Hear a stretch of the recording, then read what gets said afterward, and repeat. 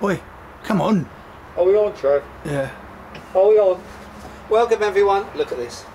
By the way, before we start here, welcome everyone anyway to this incredibly special edition or episode of Beer Sweden television. It's a vintage episode. I've dug down into the cellar from that recent acquisition of old beers. Do you remember that, Trev? What did we try? The first one. That was it was the Left, wasn't it? The Left from '93. And today I've been down and I've dug out a couple of absolute stunners that I'm really looking forward to. I'm kind of looking forward to trying them, but I'm also at the same time, Trevor, a little bit nervous about it because they are well past their sell-by date. But I also want to talk to you about books, actually, while we've got the opportunity, because there are some books that I've got in my extensive beer library. It's about 4 or 5 books. And this is one of them that I think everyone should have. Michael Jackson, not... Is it a thriller? Not. That's very good, Trev. Very droll. Michael Jackson, not the Michael Jackson, but this Michael Jackson here, who is quite rightfully recognised as the greatest beer writer of all time. He's written a book about Belgian beers. It's one of those reference sources that you should always go back to. And I'm going to actually be dipping into it maybe from time to time during the course of this episode, because this beer that we're going to be talking about today, Rodenbach, is incredibly complex, has a wonderful history to it, and I want you to know about it because it is that good. Okay, so what's that? What's that funny looking bottle on the table? What's that doing there, Trev? I don't know, so it just pops up. Okay, no, we'll come back to that later. Actually, I've got no idea why it's there. Anyway, the beer that we're going to be trying, we're not going to be trying both of them. We're only going to be trying one, okay? The one that we're not going to be trying is this one, the Grand Cru, Rodenbach Grand Cru, and I'll tell you why a little bit later on. Can you see that, Trev? The beer that we're actually going to be opening today is this one, which is kind of like the Rodenbach Classic, the straight version. Have you got that, Trev? No point in clicking my fingers and putting that up because that is not in the Systembolaget as we speak right now. Now what makes me all giggly with excitement like a little schoolgirl, Trev, is to read the best before date. And the best before date on this particular bottle is the 20th of September 1993. So exactly 17 years. 17 years. So really we should have drunk this up 17 years ago. So I'm not quite sure what's going to get into the glass. Big ass glass here, by the way. Crystal. But what shelf life would they have given it if the best before date was 93? Not sure. What you mean? How long? Yeah. Well, you see, I mean, it depends. And best before dates is a subject which is actually quite debated. But when would it have been brewed? That's my point. Yeah, well, exactly. But that's the only way you can work it back, because there are some standard beers 12 months in the bottle. That's pretty much sort of the norm.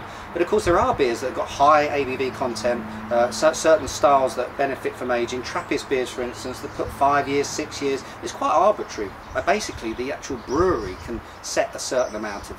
There's a lot of leeway in terms of best before, so it's impossible actually to look at 93 and say, well, that was actually brewed 12 months before in 92. That may well not have been the case, but anyway, I think it's fair to say pretty bloody old, isn't it, Trev? Now, I think we've got a linguistic problem here. What's that? As we said best before, but that's Swedish, best före. What's it called in English? It's best before date. No, it's not. BBD. Oh, okay, sorry. Yeah, BBD. Sorry to interrupt. BBBD. So Rodenbach, what is it? Well, it is a very interesting style of beer. It's called a Flemish red, and it's considered to be kind of like the most winey beer out there. Kind of like the Burgundy. I think actually Michael Jackson called it the Burgundy of beer because it has this very red hue to it. So it actually looks like wine in the glass. Hence the bottle, Trev. You with me now? You following where I'm going with this? Yeah. So it's got this very wine-like character to it. Also, the way it's made, absolutely stunning the way that this beer is made. And that's what I want to talk to you about. Rodenbach is in fact a beer that is brewed in stainless steel. It is then fermented, so that undergoes an initial fermentation process, and then it undergoes a secondary fermentation process. In terms of the classic, the beer, this is a beer that's actually a blend of 2 beers. A young Flemish red and a mixture of the Grand Cru, which is a beer that has to be aged in oak barrels for at least 18 months to 2 years. So you've got 75% young beer and you've got 25% of this 2 year plus old beer aged in oak mixed up in this particular bottle of Rodenbach. That's pretty cool, isn't it? Talk about wine world, because it's what I want to compare, because a lot of people come to me and say, well Darren, you know, beer's pretty, you know, pretty straightforward really, isn't it? Whereas wine, of course, is incredibly complex, all that nature, all that sort of sophistication, all the elegance that goes into making it. Yeah, right, okay, well listen to the story behind this beer and then come back to me and ask me the same question. This is actually a particularly good wine. It's a Constantinia from South Africa, 2003 vintage, Trev, nice stuff, but I'm telling you what, there is more passion, more process in the brewing of this beer than there ever was and ever could be in this wine. I just want to make that point. I think it's important. So this beer, as I say, is a blend of old and new, and what we're getting, hopefully, is in a Flemish red, are very strange, very unusual flavours of a blend of sort of creamy vanilla, caramel from the oak, all those roasted sort of flavours are coming out, but you mix that with a lot of acetic acid, which actually develops when you're brewing this type of beer. What does that give the beer? Balsamic vinegar, red onion, that sort of vinegary type of note. A little bit of hairspray as well, actually, Trev. Sound good? You mix those two together and that's what you're getting with a Flemish red. It's going to be very tart, it's going to be very acidic, it's going to be quite aggressive, especially when it's young. I don't know after 19 years what on earth is going to happen to it. But that's what you're looking for in a Flemish red. I will put another warning up here. If you've never tried this style before, watch out. It really is an odd one. And it's going to be something that's going to switch a lot of people off instantly. But I'm hoping it'll turn a few people on too. This is incredibly interesting beer. Okay, shall we open it, Trev? Shall we open it? It's obviously not still around, otherwise I presume you would have done a comparison. Yeah, no, absolutely no. There's not a Rodenbach, I don't believe, in the system like it right now. There have been, certainly in my time here. I just want to, can you zoom in on this label?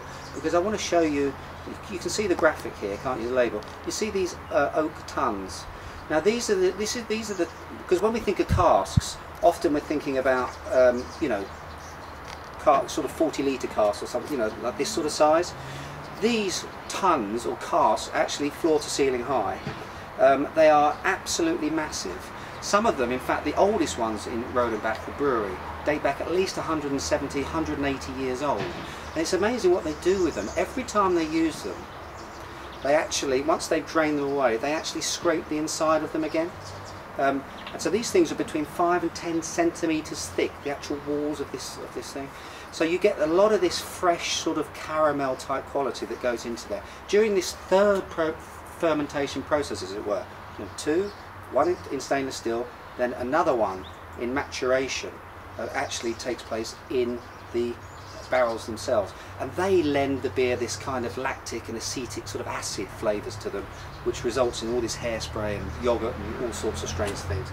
A little bit of Hessian as well, barnyard, Brettanomyces is in there too. Everything's in here. Right, shall we open it, Trev? Wrong one. Yep. So you're right there. Well done, Trev. Well done. I'm getting that excited. Open that in a minute. Oh, little fizzle, little fart. Not a lot. Now, in terms of wine,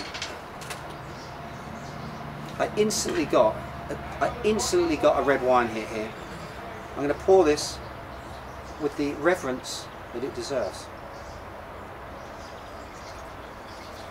Can we build a head? Yeah. 19 years later, we've got a lovely little head on the beer. 17 years. It's 17 years. It is so wine-like. Cap's all in good shape, absolutely excellent. No sort of reaction there. Put that over there. Now then, let's hold this beer up for you. Remember, it is a beer. And can you see there? Can you see there with this light that it is exactly what I was hoping it would be? It's like Guinness. Yeah, like Guinness.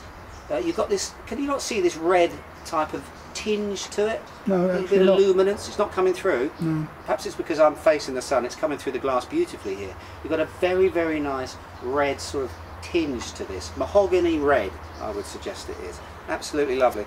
Head's dying away now. That's to be expected. This is 5%, so it's not in terms of alcohol strength, not terribly high. So that's why I worry a little bit about the aging of it. Let's give it a whirl, Trev. Let's give it a whirl.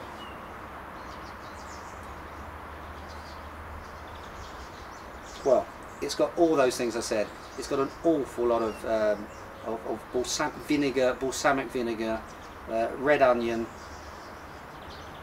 I say hairspray. I think it's probably about right too. That hairspray you get actually in younger examples. This is practically it's red onions, mashed red onions. In terms of bitterness, very low, normally about 7 IBUs, International Bitterness Units. The way they make this beer, the actual hops that they use, not really that important. They just need enough to preserve the beer and to aid it in its maturation process. Just enough for them to be able to keep it, for it to be able to develop. But the hops themselves, not that important. This is all about the yeast.